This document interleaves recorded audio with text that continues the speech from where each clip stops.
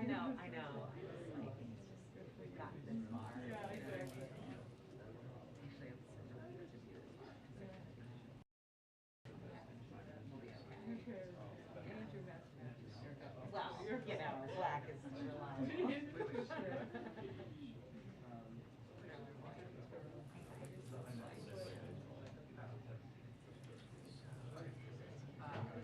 Easier than this.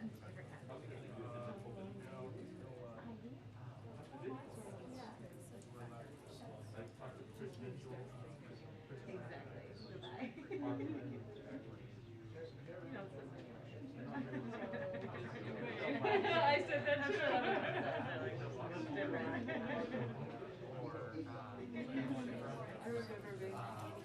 It's so hard to sleep when I forget that I don't have any idea.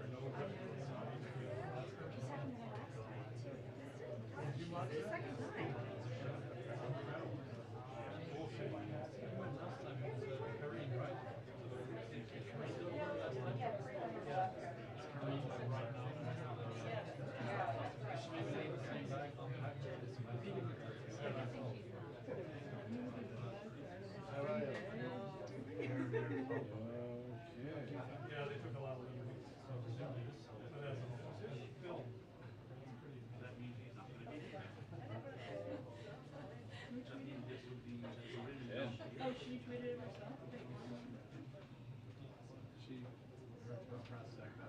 Oh, her press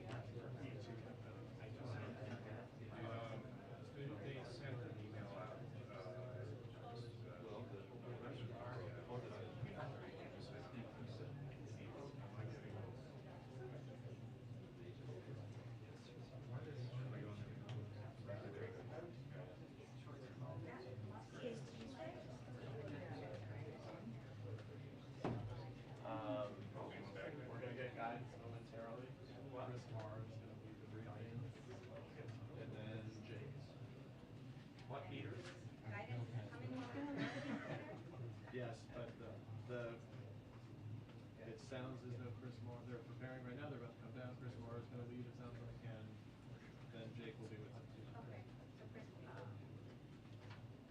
I think they're going to, it sounds like they're going to tell us formally. Thank you. Good job. That's probably why she's not the one doing it.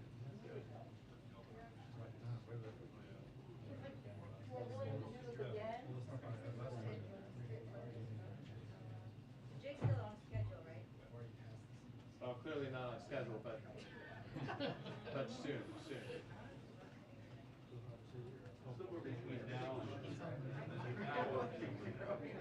mean, like, he's on schedule to come out. yeah,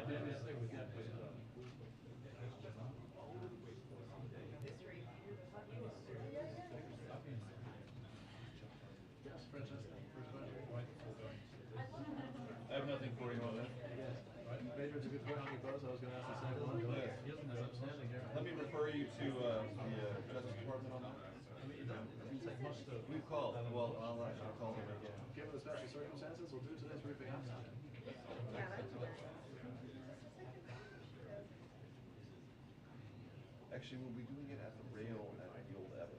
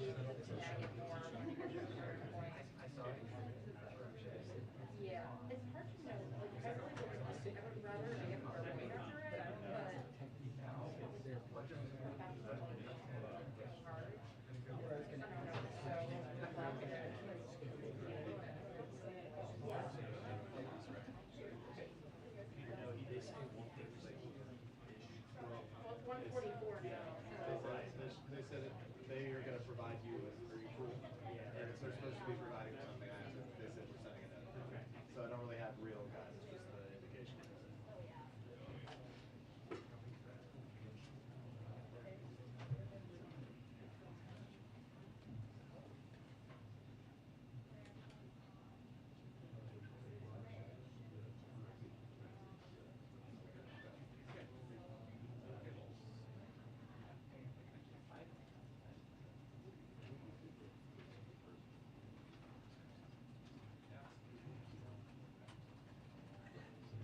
It's positive.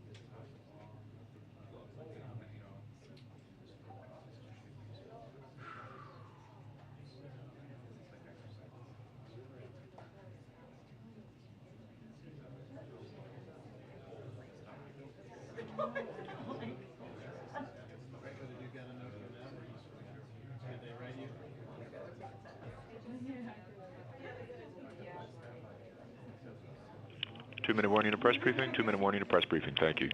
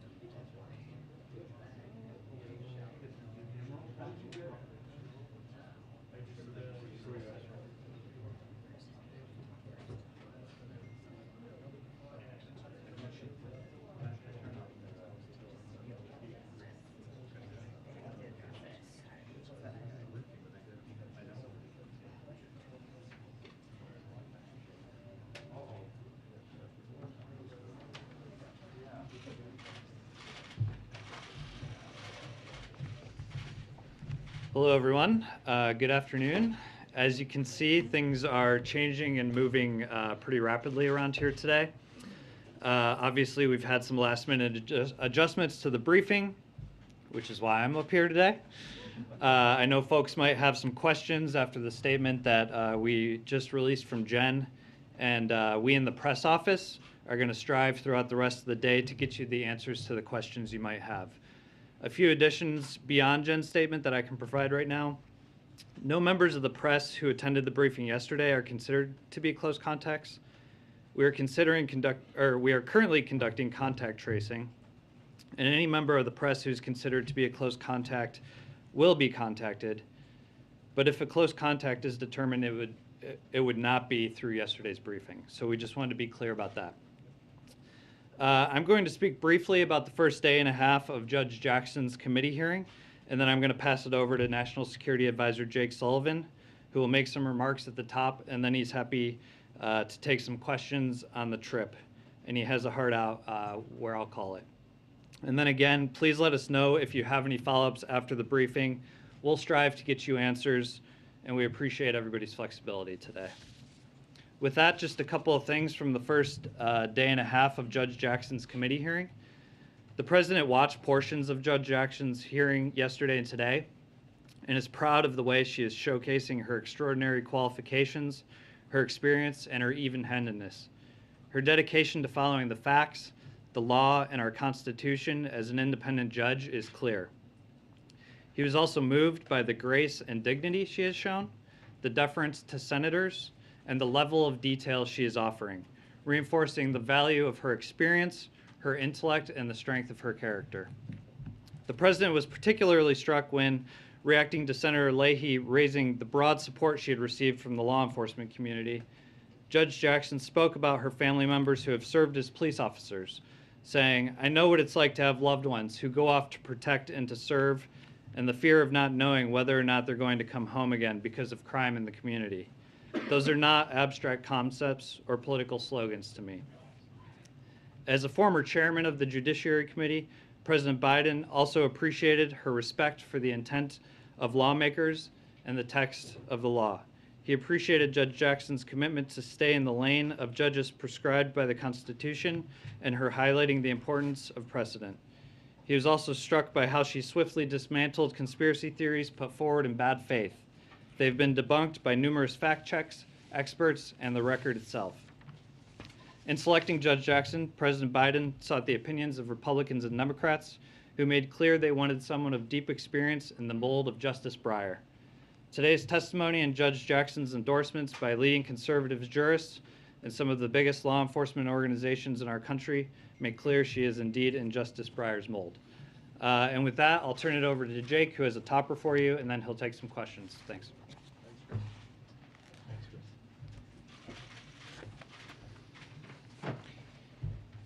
Good afternoon, everybody. I'll make a few comments, and then, as Chris said, I'd be happy to take your questions. The President is heading to Europe tomorrow to reinforce the incredible unity we built with allies and partners in response to Russia's brutal invasion of Ukraine, and to consult on next steps. Let me take a moment to set the context for this trip. Russia intended to accomplish three basic objectives in launching its unprovoked attack against Ukraine. First, to subjugate Ukraine. Second, to enhance Russian power and prestige. And third, to divide and weaken the West. Russia has thus far manifestly failed to accomplish all three objectives. In fact, it has thus far achieved the opposite. On the first, the brave citizens of Ukraine are refusing to submit. They're fighting back. They're defending their homes. They're defending their cities. And although Russia may take more territory in these brutal military operations, it will never take the country away from the Ukrainian people. On the second, Russian power and prestige has been badly depleted. The Russian military has dramatically underperformed. The Russian economy has been rocked by powerful sanctions. The Russian high-tech and defense sectors are being choked off from key inputs. And Russia is a pariah in the international community. On the third, the nations of the free world are more united, more determined, and more purposeful than at any point in recent memory. For our part, since President Biden in the United States began warning the world of impending Russian aggression back in November, we have clearly and consistently pursued 3 lines of effort. First, help Ukraine defend itself by supplying weapons and military equipment. Second, impose severe and escalating economic costs on Russia through the application of unprecedented sanctions in close coordination with allies and partners in Europe, the Indo-Pacific, and other parts of the world. And third, fortify NATO and the Western Alliance by enhancing our force posture on the eastern flank and making our allies more resilient against other forms of Russian aggression.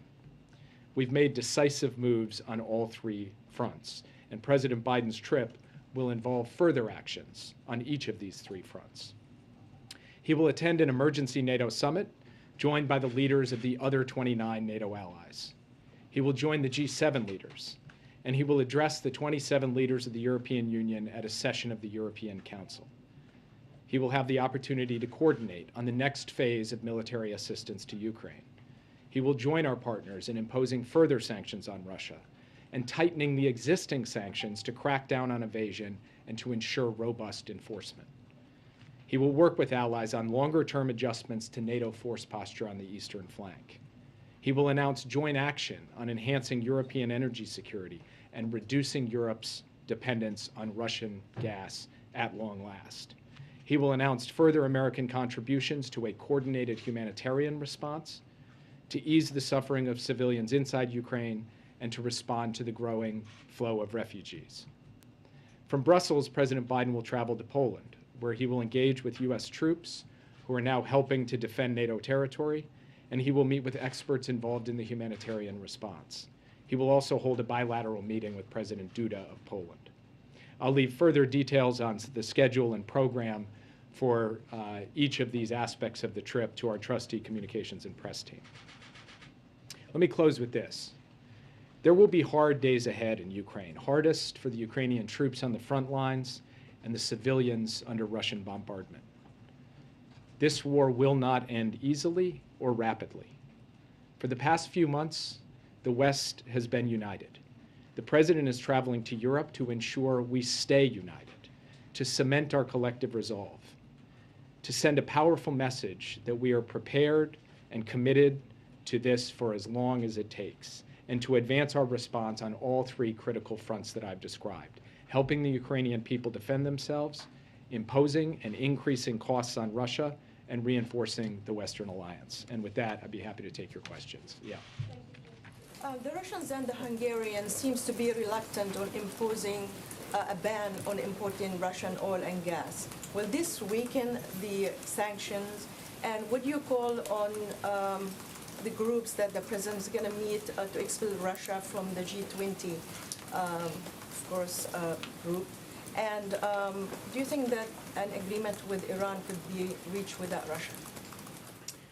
So when the president announced that the United States was going to ban the import of Russian oil and gas, he was very clear. He said that the United States is uniquely positioned. We are an energy producer. We can do this. We could take this step of banning the import of Russian oil and gas and coal and be able to withstand it, have resilience against it. But he also recognized quite explicitly in that statement that some of our European allies and partners would not be able to follow suit, and he was not going to pressure them to do so. From his perspective, what we have achieved with our European partners in terms of financial sanctions, export controls, and other measures to hit the Russian economy hard have had unprecedented impact on a large economy at a scale we have never seen before. And so he believes that that is, in fact, increasing the costs on Russia. It is sharpening the choice for Russia. And he feels very good about where things stand today in terms of the unity and resolve of the Western Alliance on sanctions. And as I mentioned in my opener, we will have more to say on sanctions in the coming days. On the question of the G20, I will just say this. We believe that it cannot be business as usual for Russia in international institutions and in the international community. But as for particular institutions and particular decisions, we'd like to consult with our allies, consult with our partners in those institutions before making any further pronouncements. Finally, we believe that if there is an Iran nuclear deal that meets the standards the president has set to verifiably block the pathway of Iran to get to a nuclear weapon and put this program back in the box after President Trump let it out of the box when he left the deal back in 2018, we will do that deal because we believe it is in the American national security interest to do so, but we will not do that deal until it meets those objectives. Yeah. Thank you very much. Can you tell us anything more about the sanctions? You did just say further sanctions. Anything more about what areas that could be, and that would be great. And the other thing, there was a report out that British troops are basically secretly training Ukrainians to use this very sophisticated anti-aircraft weapons, the staff. Are there any U.S. troops in Eastern Europe or anywhere else currently training Ukrainians? So as for the first question, I'm not going to get ahead of an announcement which will be rolled out in conjunction with our allies on Thursday when the president has the opportunity to speak with them. That's on a further package of sanctions. What I will say is that one of the key elements of that announcement will focus not just on adding new sanctions, but on ensuring that there is joint effort to crack down on evasion, on sanctions busting, on any attempt by any country to help Russia basically undermine, weaken, or get around the sanctions. That is an important part of this next phase. We have applied an enormous amount of economic pressure.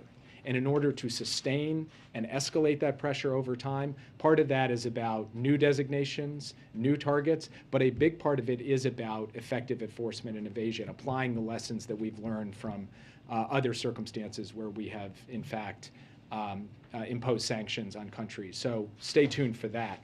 On the question of U.S. troops, we do not have U.S. troops currently training Ukrainians. We do not have U.S. troops on the territory of Ukraine. We do, of course, have U.S. troops defending NATO territory, providing reassurance to our allies, deterring Russian aggression. And of course, the United States is playing a key role, not just in the direct provision of military equipment to Ukraine, but in the facilitation of military equipment provided by many of our allies as well. Yes. Thanks, sir. Two questions quickly. Moments ago, you said at the beginning that Russia would never take Ukraine. But does the president believe that Ukraine can win a military victory here? And if so, why haven't we heard that from him thus far? And then my second question is, with regards to Russia and partnership with the United States and certain institutions, what does the president hope that Russia can bring to the Iran nuclear deal? What do they have to bring to the table after they've rightfully been made a pariah on the world stage? So I can describe to you what happened with the Joint Comprehensive Plan of Action back in 2015. One of the key roles that Russia played in the implementation of that deal was that Russia actually accepted the enriched uranium from Iran so that Iran's stockpile stayed below 300 kilograms total, meaning that stockpile was so small that Iran could not swiftly break out to a nuclear weapon. That is a key part of how we ensured that Iran's nuclear program was in a box. Now, we don't have to rely on any given country for any particular element of the deal, but that is a role that Russia played in the past, a practical role that didn't have necessarily political significance, but did have that practical significance. What I said was that Russia's never going to take Ukraine away from the Ukrainian people. It's never going to be able to subjugate the Ukrainian people. That was not a statement about a particular slice of territory that a Russian advance could occupy for a period of time, or about a particular battle that some Russian element could win. I would refer you over to the Pentagon in terms of the best military analysis for how particular battles and particular fronts will play out. But what I will say this, whether Russia takes a city or takes a town or takes more territory, they are never going to be able to achieve the purpose that they set out, which was to subjugate this country, to bring this country to heel, because the Ukrainian people have made very clear that they will not be subjugated no matter what it takes. Yes. Jim, thank you for being here. But to follow up on that question, is it the policy of this government that Ukraine should win this? It should eject Russia and regain its sovereignty and its freedom? We've said from the outset that we are unwavering in our commitment to Ukraine's sovereignty and territorial integrity. Within the internationally recognized borders of Ukraine, we remain committed to that as our proposition for this. But in the immediate day-to-day of this conflict, our focus is on ensuring that Ukraine has the tools that it needs to defend itself and to be able to effectively ensure that Russia cannot achieve its objectives in Ukraine. That's what we're focused on right now. But on the basic proposition of Russia's of Ukraine's sovereignty and territorial integrity. From day one of the Biden administration, we have not wavered an inch on that. Yes. On Article 5 and any cyber attack that comes now, obviously Russians have done it before. It wasn't an Article 5 issue then. Does something in Ukraine now change the contour of a cyber attack against any member nation of NATO become an Article 5 issue? So in the June summit The last. President raised that just yesterday as dramatically as he did. So last June, when the NATO leaders gathered for the NATO summit, President Biden, consulting with them, we put out a statement that spoke to cyber attacks and their relationship to Article 5. And we could see circumstances in which a collective response by the alliance to a cyber attack would be called by an ally.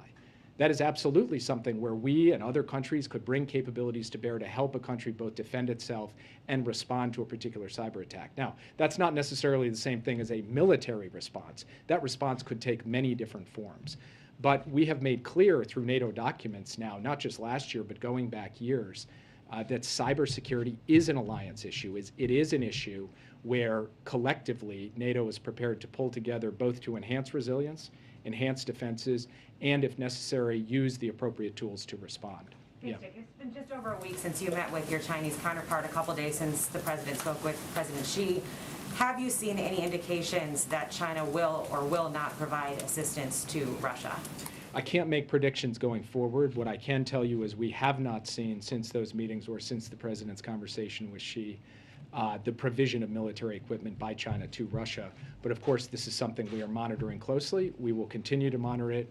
And the president made clear to President Xi the implications and consequences of any such provision of equipment, and they very well understand one another. And where is this on the agenda at the NATO summit? Will there be an effort to try to put specific concrete steps in place if China does provide that assistance? The president will certainly consult on the question of China's potential participation in the conflict of Ukraine while he's in Brussels. He'll do so at NATO. He'll also do so when he addresses the 27 leaders of the European Union, because on April 1st, the European Union is having a summit with China. And so this will be an opportunity Thursday for the United States and our European partners to coordinate closely on what our message is. We believe we're very much on the same page with our European partners, and we will be speaking with one voice on this issue. Yeah. I just wanted to follow up on your comment about shoring up the eastern flank of NATO. Do you anticipate additional U.S. troop deployments to Europe? Well, I think there are two issues that are important to lay out. One is what's required in the immediate term. And right now, Secretary of Defense, Supreme Allied Commander Europe, believe that they have effective posture today for what's necessary today. But of course, that could evolve in the coming days and weeks depending on Russia's actions and depending on the overall threat picture. The second is, what is the longer term force posture, not just for this contingency, this emergency, this invasion, but over the course of time. That is something the president will discuss with his allies at the NATO summit on Thursday. And if I might ask a quick follow-up on Russian troop casualties, Russian media reports that the outlets blamed on hackers in the EU suggested that almost 10,000 Russian servicemen had been killed and 16,000 had been wounded in Ukraine. Is your assessment that that number is realistic, or how bad do you think the casualty situation is for Russia? I'd refer you to the Pentagon for precise casualty figures. We do believe it numbers in the thousands, but it is a necessarily imprecise analysis from our part to be able to get, that number down to the precise figure. So I would refer you over to the Pentagon for that. The president said yesterday, Jake, that cyber warfare is a capability Putin has, but has decided to not use yet in this iteration of this war. But administration sources have told us Russians have this multi-phase plan to target critical infrastructure that is already underway. I'll give you a couple of specifics.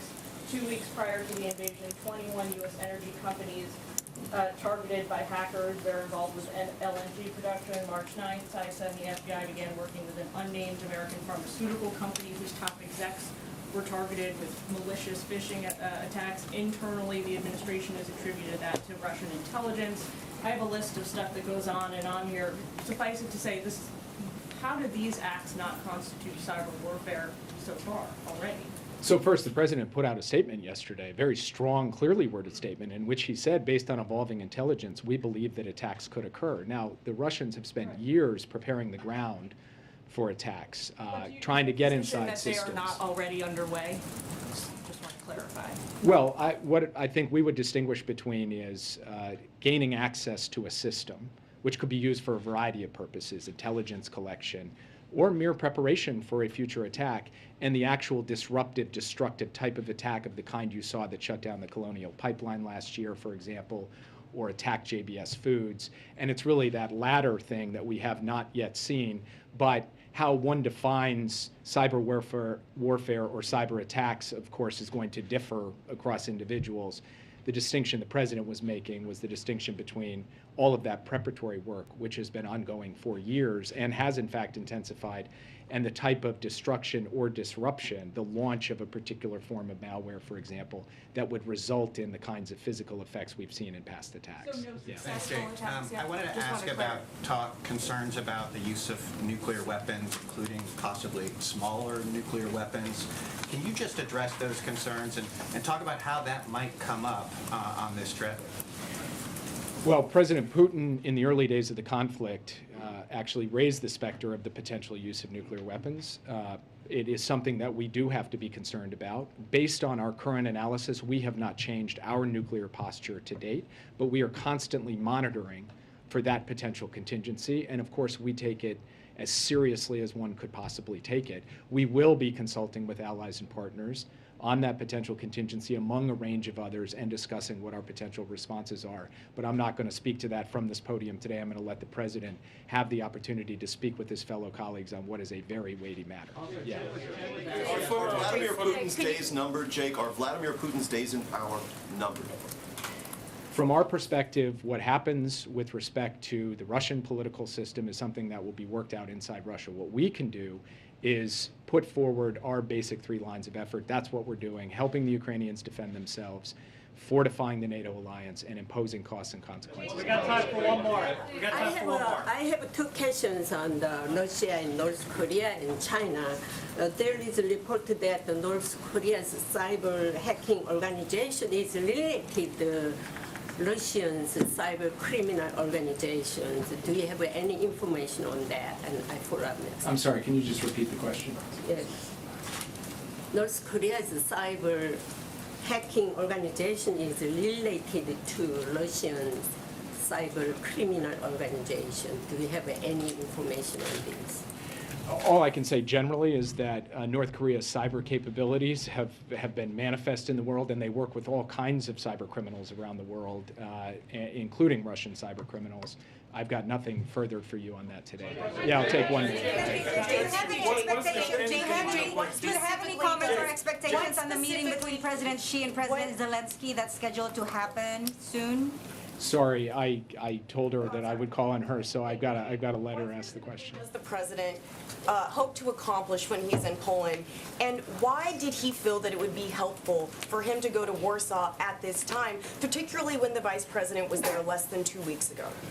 So first, Poland has taken the brunt of the humanitarian impact outside of Ukraine in terms of the refugee flows. Poland is where the United States has surged a significant number of forces to be able to help defend and shore up the eastern flank. Poland has to contend not just with the war in Ukraine, but with Russia's military deployments to Belarus, which have fundamentally changed the security equation there. And so for all of those reasons, we feel that it is the right place for him to go, to be able to see troops, to be able to see humanitarian experts, and to be able to meet with the frontline and very vulnerable ally. So I'll leave it at that, guys. Thank you. Jake, is he meeting with refugees? Is he meeting with refugees, Jake?